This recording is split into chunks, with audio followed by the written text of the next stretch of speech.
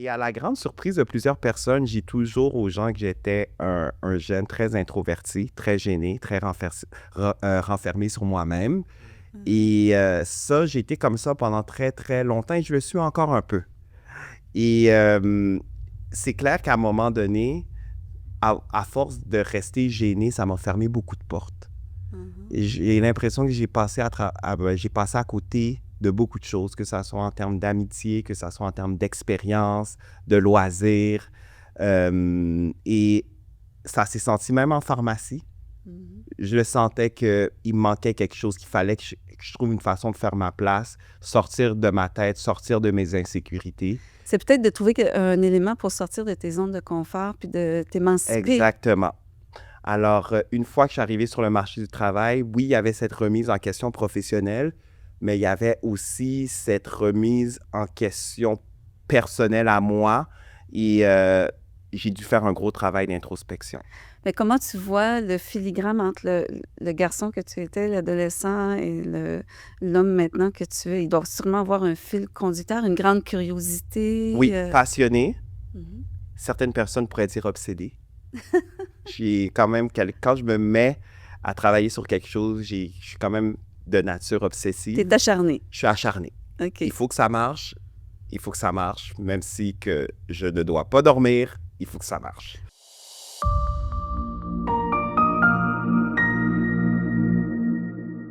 Bonjour, Moïse. Bonjour Brigitte. Je suis tellement ravie qu'on soit assis ensemble en ce bel après-midi de printemps. Ça faisait plusieurs, moments, hein, qu'on essayait de se coordonner Oui, ensemble pour avoir le temps de dialoguer. on a enfin réussi. Oui! Donc, je suis avec, Moïse Boachi, pharmacien. Tu as gradué en Exact, 2017. exact. Mais tu es quand même quelqu'un d'assez coloré, de particulier parce que tu as tout de suite bondi, tu as fait, des études en pharmacie communautaire au niveau des affaires pour faire un deuxième cycle. Mhm. Tu as travaillé dans toutes les bannières, hein? Un peu, Prati oui, j'ai touché à toutes les bannières un peu. Ouais, Mmh. Tu étais pharmacien à temps plein. Est-ce que tu t'es questionné pour devenir propriétaire à un moment donné? oui, c'était initialement ça mon but. Quand je suis rentré en pharmacie, la vision, OK, être pharmacien propriétaire, ça sonnait très, très glamour, un peu dans un sens. Et je vais être honnête avec toi, quand j'ai gradué, j'ai Mmh. eu un réveil, dans le sens, j'étais un peu, pas désenchanté, mais j'ai commencé à me remettre en question sur plusieurs fronts. C'est pas que je trouvais plus la pharmacie intéressante, mais c'était un peu plus, OK, sur le terrain, la pratique n'est pas nécessairement comme on l'a apprise à l'école. Mmh. À l'école, c'était très clinique, très axé sur le patient, notre importance au niveau des suivis pharmaceutiques, etc. Mais quand on arrive sur le terrain, surtout en pharmacie communautaire, il y a le volet aussi, il y a le volet un peu commercial, mais il y a le volet service à la clientèle. Il y Mmh. a aussi toutes ces contraintes réglementaires entourant notre pratique. Il y a Beh, aussi... on est des professionnels de première ligne, fait que c'est sûr qu'on est très sollicités au Ouais. quotidien. On reçoit énormément de gens pour des conseils, comme on dit, sur le bout du comptoir, là, tu sais. Puis c'est sûr que la pratique en tant que telle, des fois, peut-être qu'on peut avoir l'impression qu'on n'a pas assez le temps de creuser. C'est sûr qu'il y a eu la loi 41 et la loi 31, puis là, Oui. bientôt la loi 67 où on a des actes professionnels maintenant qui sont beaucoup, beaucoup plus élargis, là. C'était beaucoup et aussi, j'avais aussi mes traits de personnalité. Je suis quelqu'un de très perfectionniste, qui me met beaucoup de pression, qui veut être le pharmacien parfait. J'avais aussi ça que je traînais avec moi à l'intérieur et ça a rendu mon début de parcours très difficile Mais en ça me surprend pharmacie. pas, hein. Moi, je te regarde, moi aussi, puis je vois le petit garçon. Fait que j'aimerais ça que Exact. tu me parles de toi un petit peu parce que tu viens d'une famille, ta mère est haïtienne, ton père vient du Ghana, tu as été élevé dans une fratrie de 4 enfants, tu étais le troisième, donc ça devait bouger beaucoup, là. Il a fallu que tu fasses ta place. Oui, oui, oui. Et à la grande surprise de plusieurs personnes, j'ai toujours aux gens que j'étais un jeune très introverti, très gêné, très renfermé sur moi-même. Mmh. Et ça, j'ai été comme ça pendant très, très longtemps et je le suis encore un peu. Et c'est clair qu'à un moment donné, à force de rester gêné, ça m'a fermé beaucoup de portes.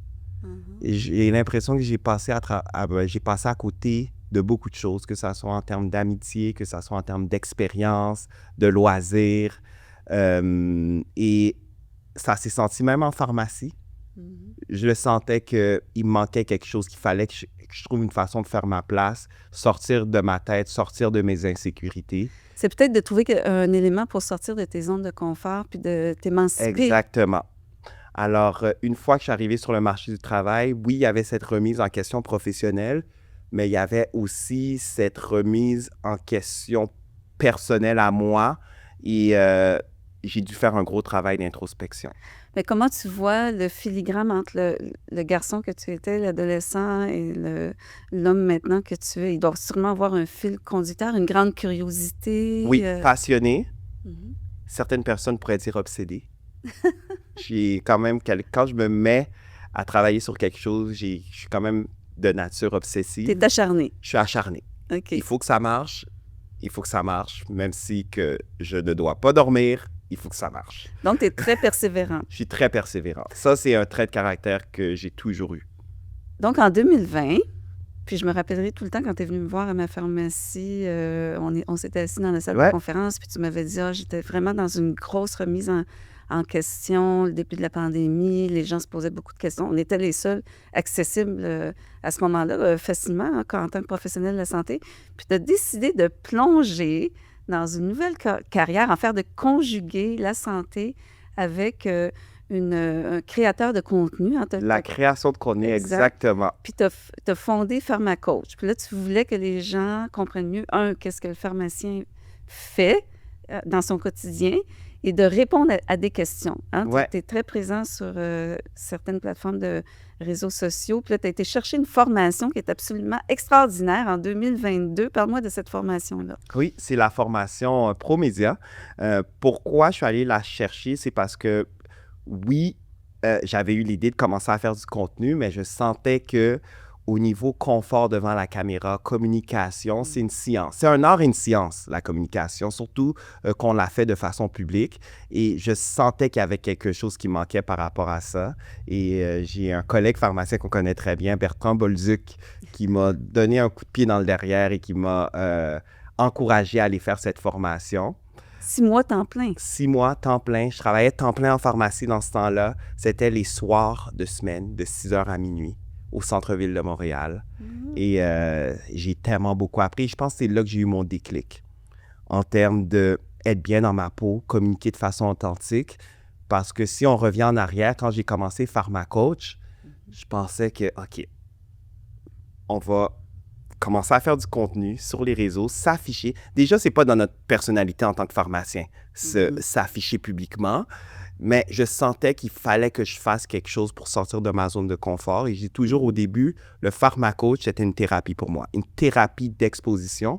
Parce que si tu m'avais dit, il y a 20 ans, 15 ans que j'allais faire ça aujourd'hui, je t'aurais dit que tu es complètement folle ou tu es connecté parce que impossible que le Moses gêné, introverti se mettrait à l'avant devant des milliers de personnes, parce que les réseaux sociaux, c'est ça qu'il faut qu'on comprenne, là. C'est des milliers et des milliers, voire parfois des millions de personnes qui peuvent te voir, qui peuvent te juger, qui peuvent te critiquer. Et en même temps, le côté positif, c'est des milliers, des millions de personnes que tu peux inspirer, que tu peux éduquer, sensibiliser. Alors, il y a les deux côtés de la médaille. Mais aussi, il y en a de plus en plus, des pharmaciens qui font comme nous. Oui. Puis en même temps, tu as parfaitement raison, tu sais, je t'écoute, puis tu sais, moi, je vois comme c'est ta deuxième renaissance. Tu sais, c'est comme la chenille qui devient le grand papillon avec ses grandes ailes, puis que tu es capable, justement, en sortant de tes zones de confort, tu sais, thinking out of the box aussi, c'est de co-créer une communauté sur la santé qui va vraiment inspirer et donner aussi des informations concrètes. Parce que toi, tes vidéos, tes clips, il y a toujours un propos qui est très, très pointu, qui est très, très clair. Oui. Il y a une pointe humoristique aussi. Mais c'est ça le défi avec les réseaux sociaux. Moi, au début, quand j'ai pensé, j'étais très, très méthodique, très carré, très professionnel. Et je pensais que les gens allaient m'écouter de cette façon-là. Oui. Mais non, les réseaux sociaux, il y a une composante où les gens veulent connecter avec toi. Okay? Au-delà de ton expertise, au-delà de ton savoir, les gens veulent te connaître, veulent connaître ta personnalité, veulent parfois avoir quelques éléments de ta vie personnelle. Et c'est vraiment conjugué avec tout ça, comment je peux communiquer mon message, qui est un message qui n'est pas nécessairement considéré sexy. On parle de la santé, de l'utilisation des médicaments, du rôle du pharmacien. C'est un message qui pourrait être facilement très, très plat. Mais t'abordes tous les sujets. En tout cas, Oui, je peux dire, tous les sujets. même des sujets intimes. Là. Fait que, tu sais, Exactement. je te trouve, Alors, trouver vraiment un mélange de tout ça pour capté. être capable de capter l'attention et connecter avec les gens. Monsieur et madame tout le monde, là, qui veulent pas avoir un cours magistral sur, par exemple, les allergies saisonnières. On est dans la saison. Comment amener ça de façon intéressante pour que cette personne-là t'écoute? Alors, c'est là qu'on parle de l'humour. On parle vraiment du côté émotionnel, du storytelling. Trouver une façon de présenter ça de façon engageante et je te dirais que c'est ça le défi de la création. Puis tu vas chercher des gens que tu interviews. Oui. Tu sais, souvent, c'est dans leur espace de travail.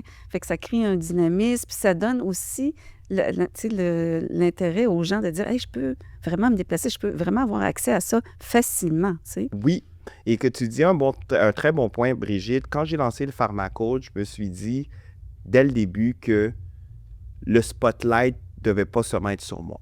Okay? Le PharmaCoach, c'est quelque chose aussi que j'ai fait pour ma profession, pour mes collègues pharmaciens. Alors, tu le vois sur mes pages, dès que j'ai l'occasion d'aller interviewer un pharmacien ou d'autres collègues qui sont des professionnels de la santé, je saute sur l'occasion. Parce que aussi, le but du PharmaCoach était faire connaître le rôle méconnu du pharmacien. Bien, c'est tout à ton honneur, puis tu réussis, tu le fais avec brio. On te demande, souvent maintenant, tu participes à des sommets, à des congrès, tu interviews des gens, tu participes à des panels. Conférencier. Conférencier, ça m'a ouvert beaucoup de portes, sortir ma zone de confort. Oui. Sortez de votre zone de confort, les amis. Ça ouvre des portes. Oui, et j'approuve.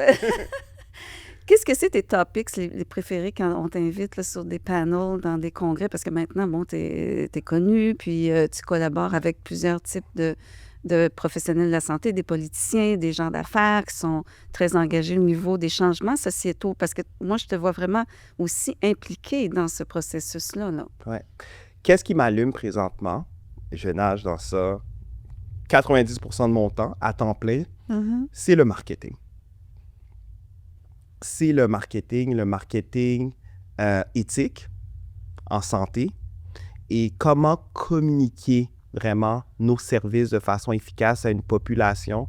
On ne va pas se le cacher, le système de santé au Québec est malade présentement. Le pharmacien joue un rôle central dans l'accès aux soins de première ligne et il y a beaucoup de monde jusqu'à présent qui ne savent pas quels services de santé qu'ils peuvent combler en pharmacie et continuer à aller à l'urgence, aller à l'hôpital. Et nous aussi, en tant que pharmaciens, on est tellement débordés dans nos pharmacies. Est-ce qu'on a vraiment le temps de communiquer ça de façon Bien, on est devenu des méthodique? cliniques médicales. Moi, je dis que les pharmacies communautaires aujourd'hui, là, c'est incroyable. On voit de tout. Puis les gens se tournent beaucoup vers nous. Puis tu vas être très occupée, là, Moïse, avec la loi 67 qui s'en vient. Oh! Ça va être Mais quelque chose. En même temps, tu dis ça, j'ai toujours que, oui, la communication va être centrale pour que la loi 67 fonctionne et soit gérable pour les pharmacies. Ouais. Mais moi, ce que j'aime de cette implémentation qui s'en vient très bientôt, c'est que ça va nous permettre de travailler encore plus étroitement avec les médecins, avec Ah oui, avec je sais que les t'aimes beaucoup infirmières. l'interdisciplinarité. Oui. L'intercollaboration. Je souhaite même que ce soit élargi avec d'autres types de professionnels, mais là, pour l'instant, je pense que souvent, on parle de ce trio-là là, qui est très proche des gens dans les suivis, en soins de prévention, puis en soins aussi de continuité, surtout ceux qui ont des problèmes de maladies chroniques. Mais tu dis un bon point. Il faut que dans le système de santé, on arrête de travailler en silo. Il faut qu'on soit capable de collaborer, de communiquer, les systèmes soient intégrables, qu'on se parle. Au niveau technologique aussi, ça aiderait beaucoup, on va pas se le mentir. Mais qu'est-ce qui est très important, c'est inclure la communauté, le public général, les patients dans tout ça pour qu'ils soient au courant et qu'ils ne se sentent pas qu'ils sont laissés à eux-mêmes ou qu'ils sont garrochés d'un côté à l'autre. Et c'est important que la communication envers le public soit vraiment solide pour que les services, les projets santé fonctionnent. effectivement. Je te vois aussi, tu sais, tu promouvois beaucoup également, tu sais, tout l'aspect communication qui va valoriser, tu sais, un meilleur transfert de connaissances. Tu Oui. sais, quand tu participes à des colloques. Ça, je te vois beaucoup là-dessus, là. Mais oui, ça fait partie de la communication, éduquer, renseigner. En anglais, on dit empower les gens, Yes. les rendre plus Souverain. autonomes, En français, souverains. c'est le mot souverain qui est le plus, qui a plus d'affinité avec empowerment, la OK, souveraineté parfait. de l'être. C'est une bonne chose que tu me dis, j'ai jamais su la traduction de empower, alors souverain. Oui, alors c'est vraiment ça. Et c'est là, à travers le partage de connaissances, l'éducation, la sensibilisation, on rend tout le monde plus souverain, comme tu Oui, dis. puis tu rentres dans plusieurs groupes de travail, tu sais, où on te demande, tu sais, ton expertise, tu sais, en tant que connecteur, hein, parce que tu es un individu maintenant qui est capable de naviguer autant dans la sphère, je dirais, santé, économique, politique, un peu, Artistique, artistique. oui, qu'est-ce qui m'a aidé beaucoup, j'ai oublié de le dire, à sortir de ma zone de confort, c'est faire des cours d'improvisation, de l'impro. Quand j'ai vu, justement, j'étais presque 10 ans dans le domaine du design, ben, je travaillais aussi en pharmacie communautaire à ce moment-là, avant d'être propriétaire. Hein, on en discutait un petit peu avant le début de l'entrevue. Moi aussi, ça a complètement développé mes habiletés en communication et en connaissance de l'importance du visuel, du mouvement des gestes, tu sais, d'être plus dans le savoir-être que le savoir-faire qu'on apprend beaucoup à l'université. Exactement. Fait que toi, tu es allé chercher ça aussi. Exactement. Alors, tu le dis, il y a beaucoup de compétences qu'on développe dans différentes sphères d'activité qui sont transposables à l'autre. Alors, moi, personnellement, qu'est-ce que l'improvisation m'a appris à faire, c'est toujours être axé sur les solutions.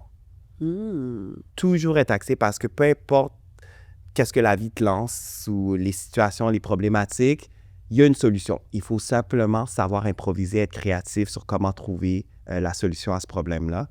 Ça m'a appris aussi à travailler en équipe. Parce que l'improvisation, quand tu fais une scène avec quelqu'un, la règle numéro 1 en impro, c'est jamais dire non à l'idée que la personne amène sur scène. J'adore ça. Tu dis oui, même si tu trouves que c'est absurde, et tu bâtis sur cette idée-là quelque chose d'improvisé. Wow! Bravo, hein?